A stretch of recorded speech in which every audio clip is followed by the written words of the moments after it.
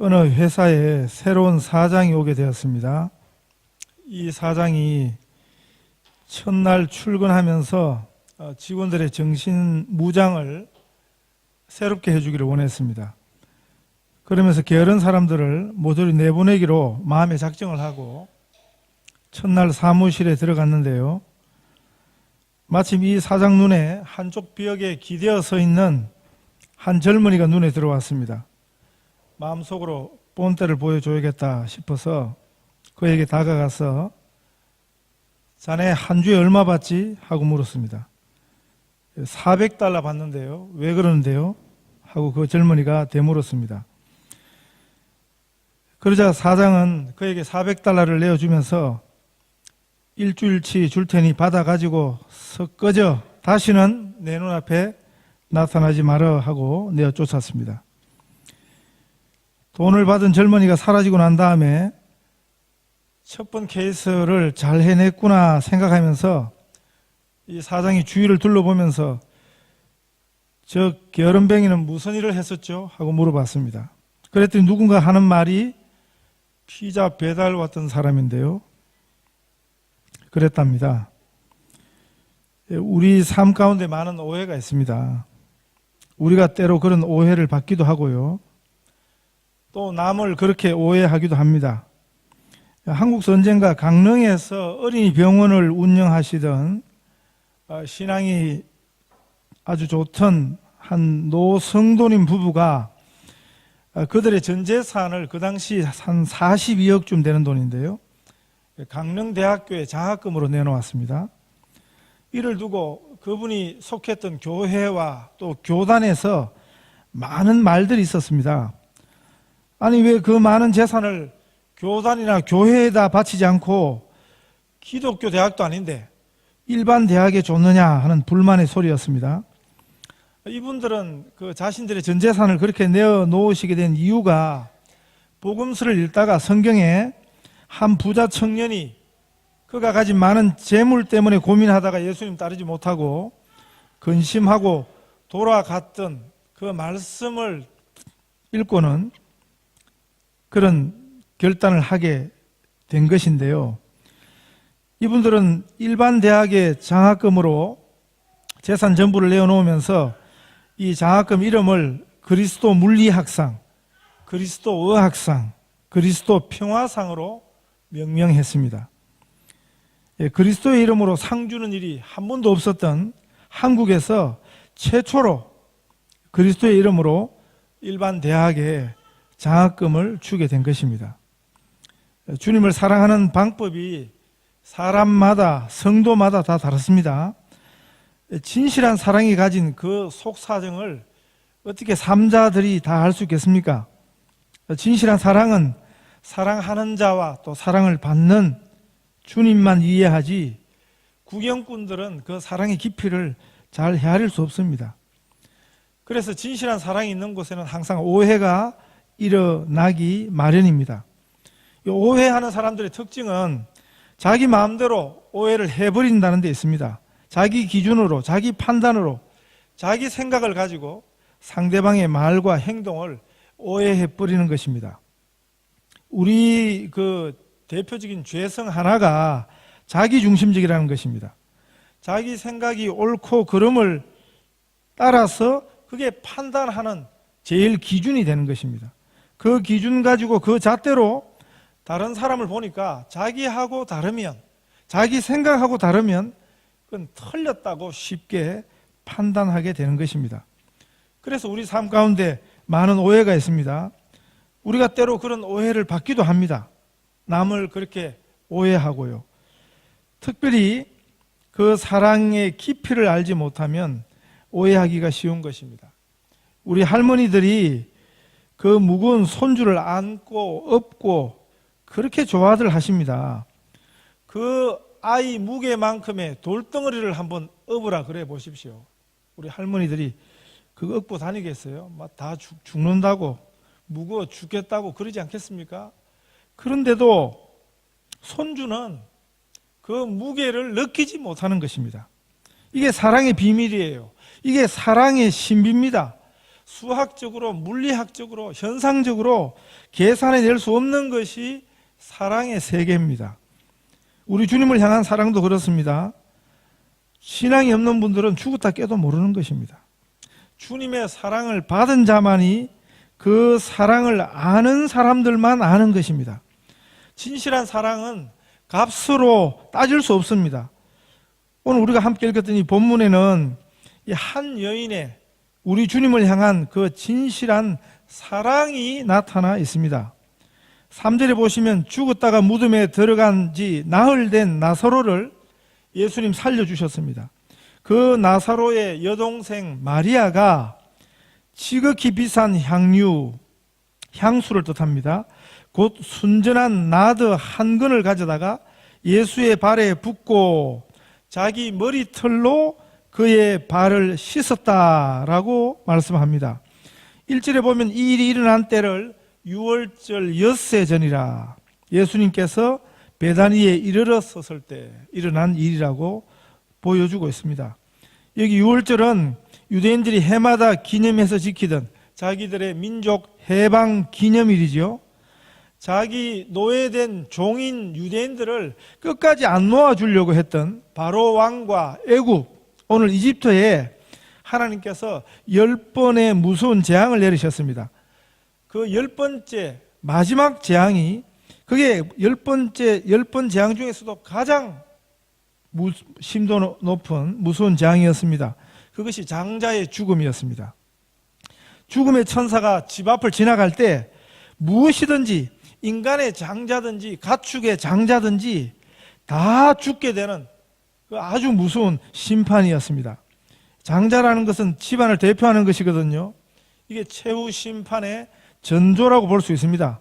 그때 어린 양을 잡아서 그 피를 문설주에 발랐던 이스라엘 백성들의 집은 그 무서운 재앙을 다 피할 수 있었습니다. 우리가 하나님의 심판을 피할 수 있는 유일한 방법에 대한 그림이에요. 어린 양의 피로, 그게 뭡니까? 예수님의 피에 대한 모형입니다. 그게 예수님의 피가 필요하다는 것을 구약에서부터 가르쳐 주신 것입니다. 그래서 우리가 십자가 보혈의 피공로라는 말을 하는 것입니다. 이 유월절에 죽임당한 어린 양이 예수님의 모형이었던 것입니다. 그 원형이, 원의미가 예수님의 죽으심으로 완성이 된 것입니다. 그래서 이 유월절 엿새 전에 이 말은 뭡니까? 이 유월절은, 요한복음 본문에서 말하는 이 유월절은 이제 유월절 어린 양의 원형으로 십자가에 죽으시는 이 세상죄를 지고 가는 한 마리 어린 양으로 비유되던 이 우리 대신에 하나님의 저주와 심판을 예수님이 받도록 준비된 그 십자가가 있는 바로 그 유월절이라는 말입니다. 이 엿새전이라는 것은 예수님의 죽음과 심판 엿새전이라는 의미인 것입니다. 진정한 사랑은 언제 빛을 발합니까? 사랑하는 대상이 어려움에 빠졌을 때입니다. 거짓 사랑도 이럴 때 드러나는 것입니다. 조건이 좋을 때면 누구든지 사랑합니다. 평소에는 의리 찾다가 막상 저주를 만나면 다 도망해버린다면 이런 의리, 우정, 사랑, 이건 다 거짓인 것입니다. 기쁘고 즐거운 일에는 얼굴 잘 보이다가 슬픈 일 만났을 때는 꼬리를 감춘다면 그건 가짜 관계, 가짜 사랑인 것입니다. 교회도 그렇습니다. 어려운 교회는 피해 다니는 사람들이 얼마나 많습니까? 예수님은 사랑한다 그러면서 예수님의 교회는 어렵고 힘든 일은 피해야겠다. 예수님의 좋은 것은 그건 좋아하고 어려운 것은 피하겠다.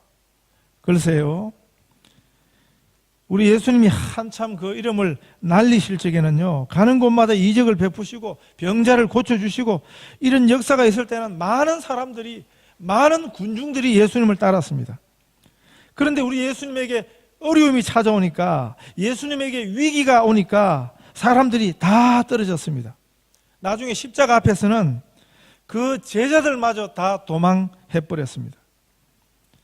십자가를 한 주 앞둔 이때가 아마 우리 예수님의 공생애 속에서 어느 때보다 힘들고 우리 예수님의 마음이 답답하셨을 때였을 것입니다. 예루살렘이 가까워올수록 이제 예수님이 하나님에게 버림받는다는 그 사실, 그것 때문에 예수님이 두려워하셨습니다. 그런 증거들이 성경에 나타나 있습니다. 우리 예수님에게도 제일 두려웠던 일이 있었습니다. 예수님도 할 수만 있다면 피하고 싶었던 일이 있었습니다. 그게 십자가였습니다.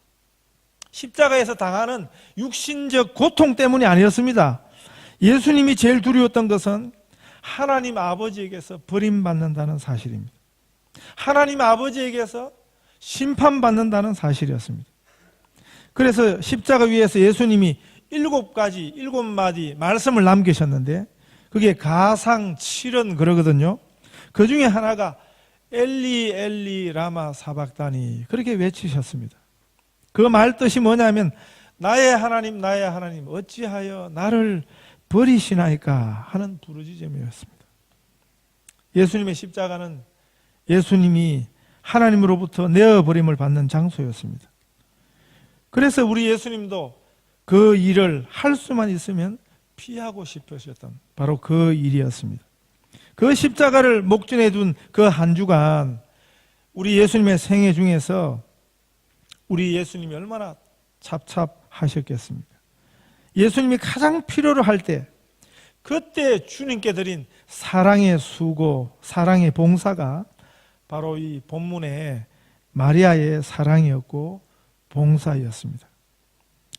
이 마리아가 예수님 발에 부어드린 향유의 값어치가 5절에 보면 300데나리온 가치 되는 것이었습니다. 한 데나리온이 그 당시 노동자 하루 품삯이거든요. 300데나리온이면 안식일을 일 못하니까 1년에 있는 52주 안식일 빼면 그게 1년치 품삯입니다. 1년 내내 일해야 벌 수 있는. 예수님 당시 경제 사정 좋지 못했습니다.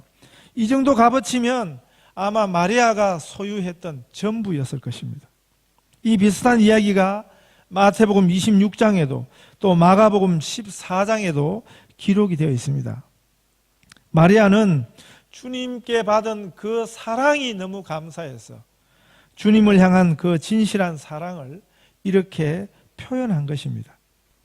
자신이 가졌던 가장 귀중한 것을 그 소유 전부를 깨뜨려서 주님의 발에 부어드리고 여인에게 있어서 그 여인의 영광의 상징이 머리털인데 자기 머리털로 예수님 발을 닦아드렸습니다. 마리아는 자신의 가장 귀한 것으로 주님의 지체 중에서 가장 천한 부분이 그게 발이지 않습니까? 그 발을 닦아드린 것입니다. 그런데 이 일이 예수님의 장례를 준비하는 줄 몰랐습니다. 예수님께서 그렇게 말씀하십니다. 그가 내게 좋은 일을 하였느니라 그러셨고, 마태복음 판과 또 마가복음 판 이야기에는 내가 진실로 너에게 이르노니 온 천하에 어디서든지 이 복음이 전파되는 곳에서는 이 여자가 행한 일도 말하여 그를 기억하리라 이렇게 말씀하셨습니다. 참 사랑은 천한 곳에서도 이름이 없는 곳에서도 묵묵히 그 빛을 발하는 것입니다. 제가 처음 영국에 선교사로 나갔을 때 처음에는 어느 훈련 받기 위해서 나갔는데요. 한 20명 같이 나갔던 동료들이 있습니다. 그 중에 이제 가족이 한 2가족 있었는데 그 한 집에 어린아이가 참 이뻤어요.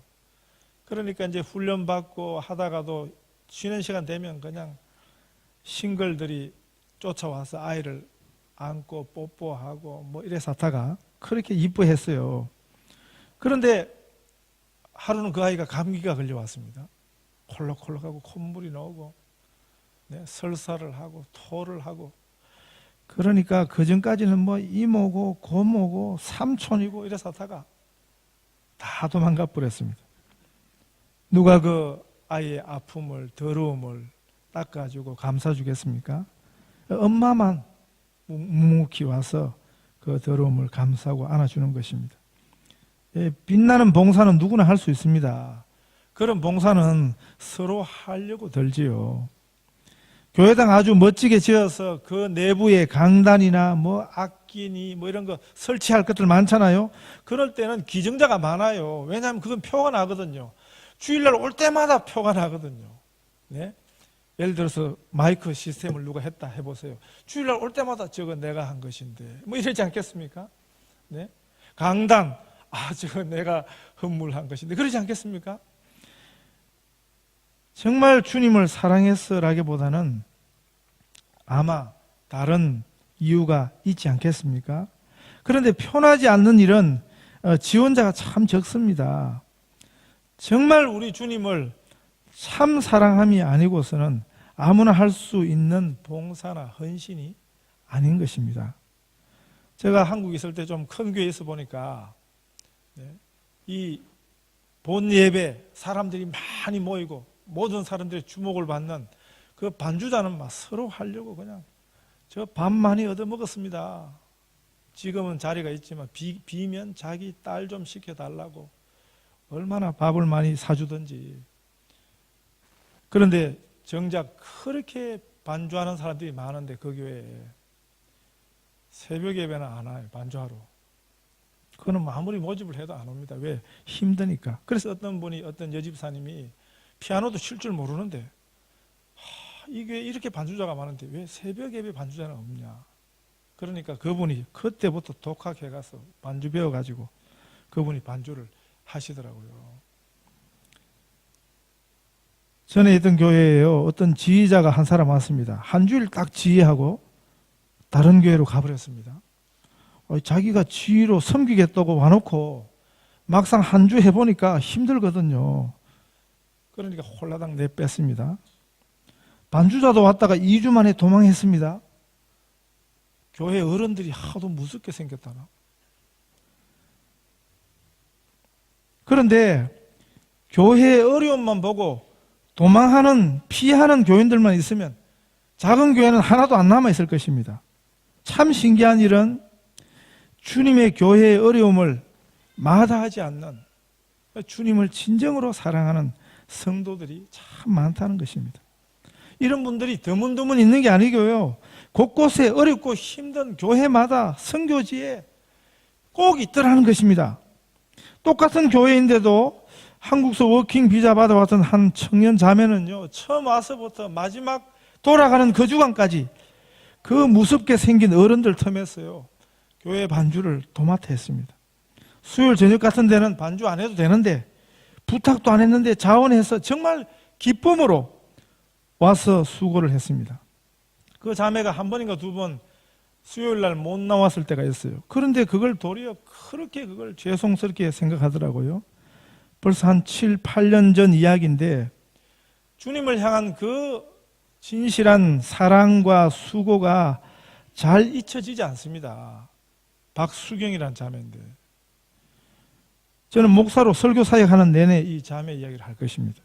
이상하게 잊혀지지 않더라고요. 주를 향한 헌신, 봉사, 수고 이런 주제로 설교하고 강의할 때마다 생각이 나는 걸 어떡합니까? 저는 언젠가는 잊어버리겠지요. 그러나 우리 주님께는 영원한 기억이 될 것입니다. 이 목사의 마음에도 우리 귀한 분들의 주를 향한 헌신과 사랑 앞에 두 손을 높이 들고 마음껏 축복하고 싶은 마음이 있는데 저뿐 아니라 우리 성도들의 같은 마음일 것입니다. 남들이 안 알아줘도 사람들이 몰라줘도 묵묵히 주님을 위한 섬김의 수고를 할 수 있는 것, 이것이 주님을 향한 주님 때문에 참 사랑인 것입니다. 이런 헌신은 참으로 주님을 사랑하기 때문에 가능한 것입니다. 아무리 외로워도 아무리 어렵고 고달파도 기쁨으로 감사함으로 그 길을 갈 수 있는 것입니다. 마리아의 이 사랑으로 하는 봉사의 광경을 지켜보던 제자 중에 하나였던 가룟 유다가 물질적인 가치를 가지고 이 여인의 사랑을 따지고 있습니다.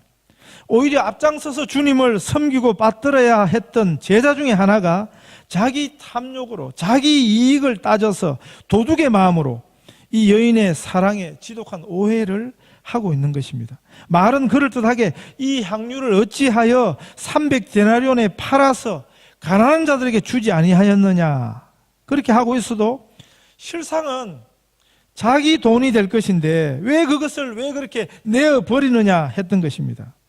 주님을 사랑하는 마음이 없었던, 도둑의 시각으로 보니까 그건 이해할 수 없었던 허비요 낭비였던 것입니다. 이 300데나리온 값어치의 향유를 깨뜨려서 부어버렸거든요. 쏟아버렸거든요. 그건 다시 주워 담을 수 없는 일이었습니다. 바라보는 관점이, 시각의 차이가 이렇게 다른 것입니다. 예수님의 사랑을 알지 못하면 그 사랑을 받은 성도가 예수님 향해 드리는 봉사와 헌신을 절대 이해하기 어려운 것입니다.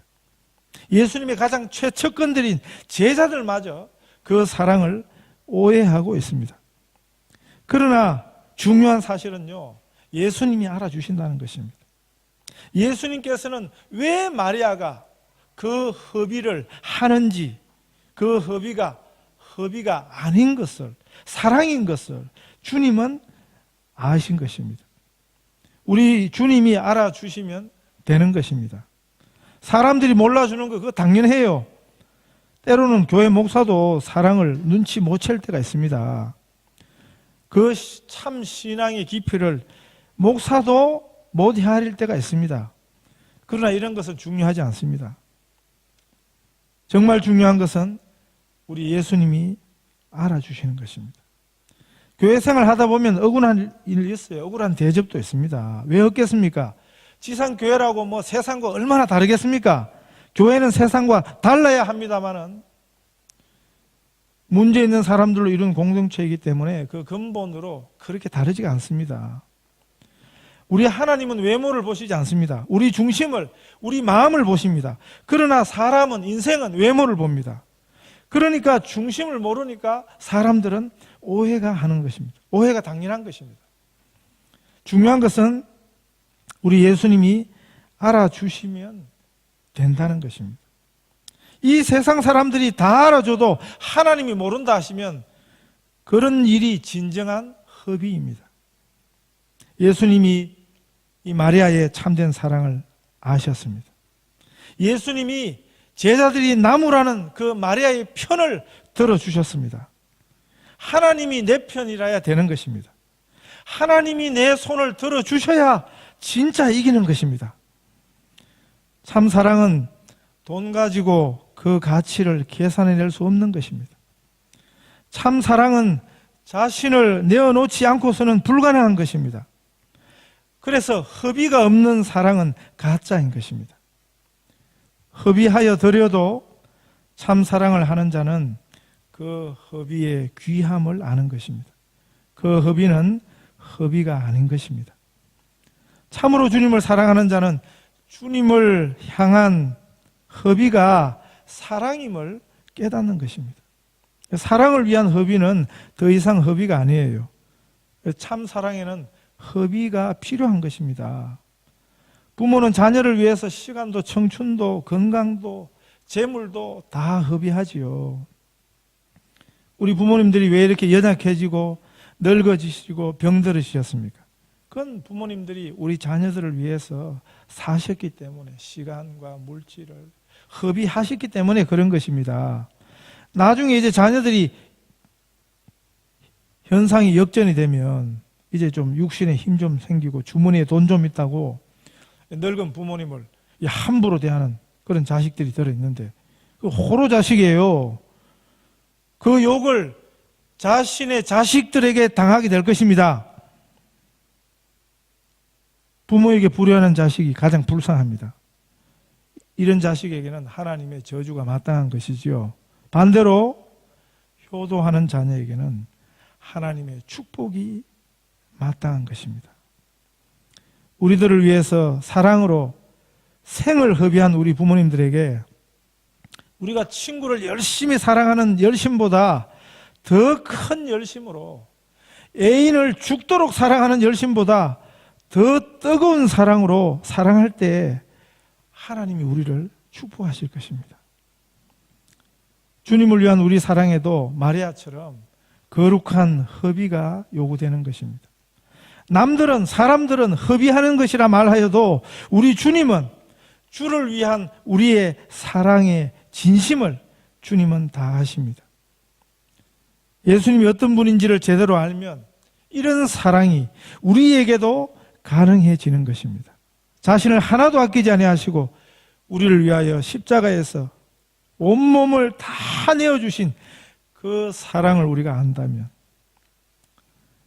이 세상 사람 하나도 우리를 몰라줘도 우리 주님, 이 귀하신 우리 예수님을 끝까지 사랑할 수 있는 우리 귀한 성도들 다 되시기를 축복합니다.